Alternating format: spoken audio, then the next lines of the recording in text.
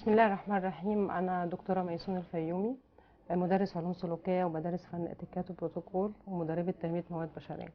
احنا دايما في رمضان متعودين ان احنا بنعزم الأهل والمعارف القريبين مننا قوي، أو اللي هم صلة الأرحام. المرة دي أنا حبيت عزومتي تكون مختلفة شوية، بس ده مش هيمنع برضو ان أنا هعمل عزومة لصلة أرحامي أكيد، لأن الرسول صلى الله عليه وسلم وصى على صلة الأرحام. وسبحان الله، صلة الأرحام من يصل رحمه. الرسول صلى الله عليه وسلم قال لا يدخل الجنة قاطع، وقصده المقصود بالقاطع هنا هو قاطع الرحم. وكمان سبحان الله ان صلة الأرحام بتزود في العمر. طبعا مفيش حد هيموت هيزيد عمره، لكن سبحان الله بيعيش فيه بركة في الرزق وبيبقى فيه بركة في العمر. النهارده انا حبيت اعمل حاجة شوية مختلفة. احنا دايما في رمضان في مسجد جنب البيت بنصلي فيه. معايا مجموعة كده جيران، وفي نفس الوقت احنا بنروح نصلي التراويح وبنصلي التهجد في المسجد. فحبيت النهارده العزومه تكون شويه مختلفه، ان انا اعزم احلى صحبه، ان انا دايما بسميها صحبه مسجد. متعودين ان احنا كل خميس بنقعد مع بعض. لو في حد وهو بيقرا الورد بتاعه اليومي في حتت ما فهمهاش في القران الكريم، بنفسر، بنقرا احاديث، بنتجمع مع بعض، بنتلم برضو على لمه حلوه كده. اي اكل خفيف بناكله مع بعض عشان يبقى دايما عيش وملح ما بيننا. والنهارده هعرفكم على جيران هم ساكنين في العماره اللي في وشي على طول، يعني دايما بشوفهم حتى من البلكونه. ممكن ساعات ما اشوفهمش كتير، بس لازم نبص على بعض من البلكونه. هعرفكم عليهم النهارده على الفطار، وهم هيجوا يساعدوني في المطبخ، وهنشويه وهنقابلهم. كل سنة وانتم طيبين. رمضان كريم. الله أكبر. نورتوني يا علي. ازيك يا منزل؟ وحشاني. لا، حاجة بسيطة يا حبيبتي. الروايح بين أيوة. هنعمل بقى اكل حكايه النهارده.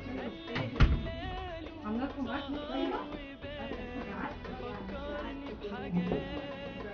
وذكريات بيعدي عمري وليها في قلبي مكان. رمضان رمضان رمضان رمضان اللي هلاله ظهر وبان، فكرني بحاجات وذكريات بيعدي عمري وليها في قلبي مكان. جت على بالي ابتسامة الشعراوي قبل المغرب وهو بيفسر القرآن. الحمد لله الضيوف وصلوا بالسلامة، الحمد لله على سلامتكم. صاحبتي صفاء رفيق، جارتي.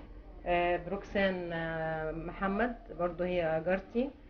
سوزي بدوي، جارتي في العمارة اللي في وشي.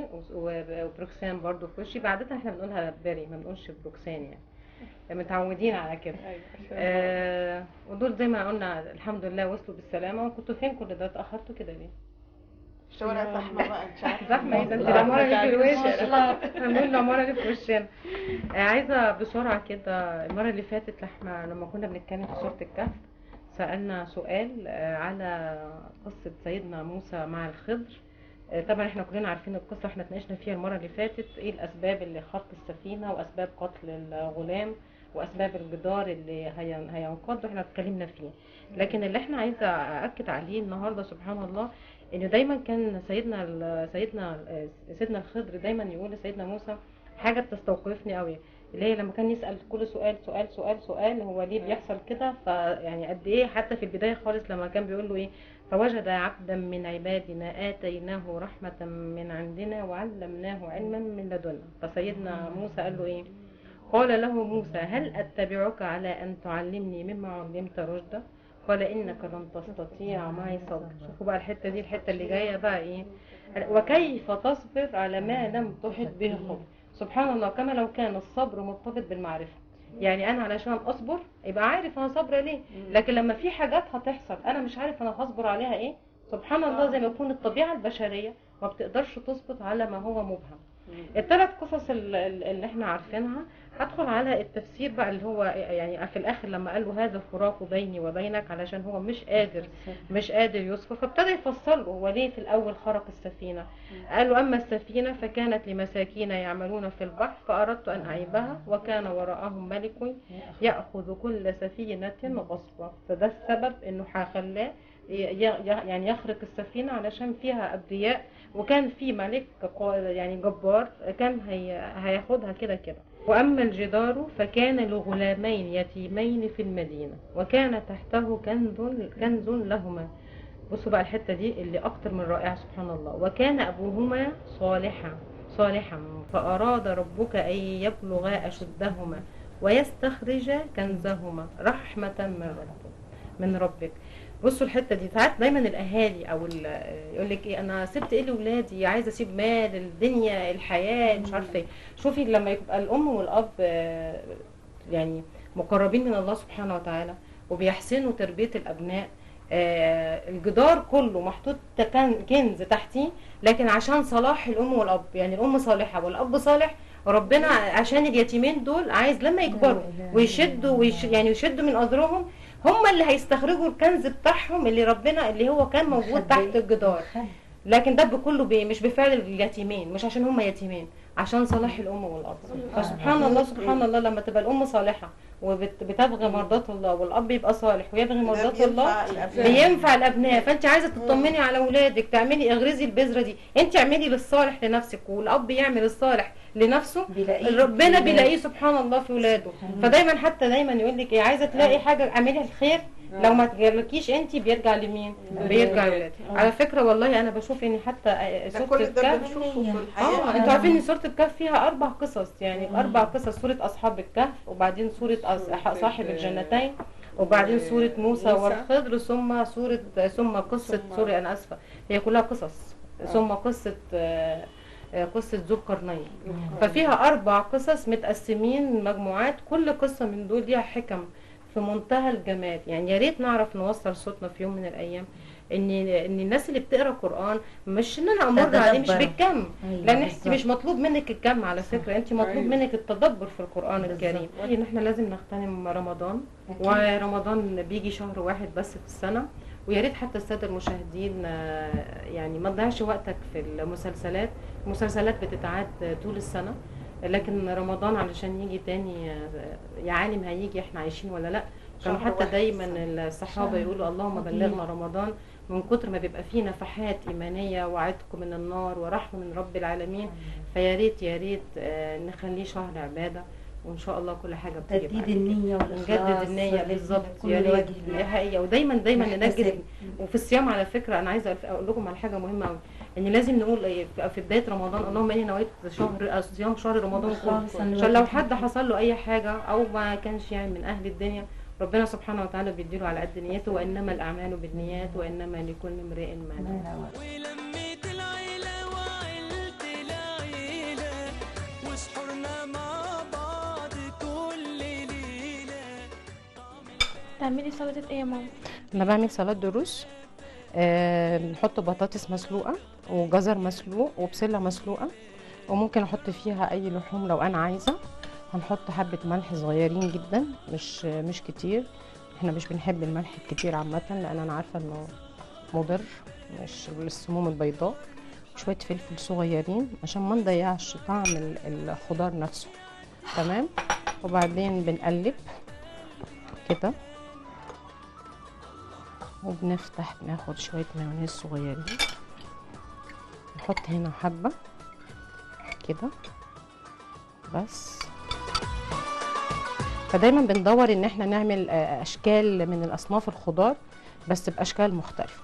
هخلص كده، هاخد الطبق بتاعي هرص فيه، عشان هو طبعا لما اجي هقدم فيه مكان ما انا قلبت هيبقى الشكل بتاعه مش لطيف.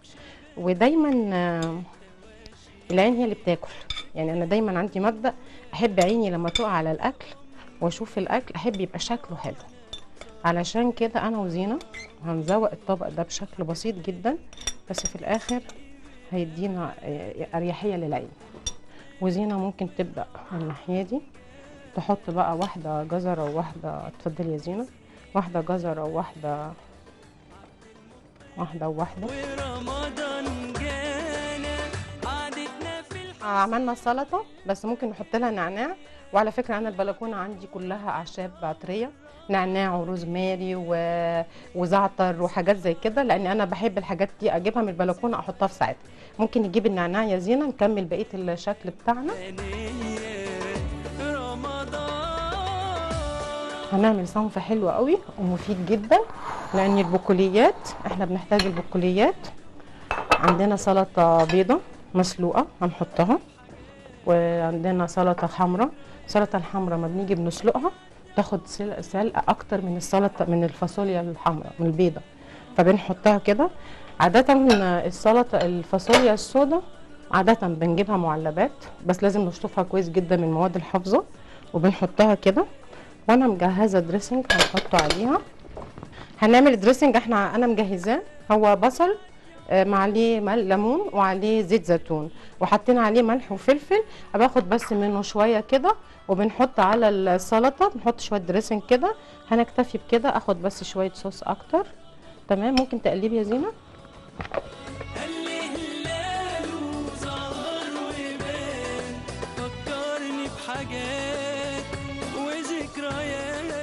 فدايما كل ست بيت تشوف ايه الامكانيات المتاحه عندها وتقدر تعمل منها سلطه. وفي الاخر احنا عملنا خضار، بس عملناه بشكل مختلف، علشان زي ما قلنا في البدايه انه مش كل الناس بتحب في الصيف تاكل طبيخ.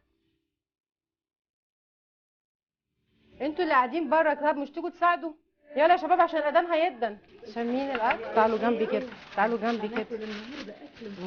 اكل ما حصلش. طبعا طبعا، مش انتي بتحبيها فلازم اعملها. انا مجهزه العرق هنا خلاص. هجيب بس السيرفيس بعد اذنك. لا لا خالص، هنجيب السيرفيس كده. هقول لكم ايه بقى، بدل ما انتوا قاعدين كده في السريع باخد مجموعه كده. اجيب لانشون فراخ مدخن او رومي مدخن، تمام. بحطه كده فوق بعضه علشان اقطعه دواير نصين يعني بالشكل ده، تمام. وبعدين بجهز الجبنه. حد بقى انا دايما اجيب زينه،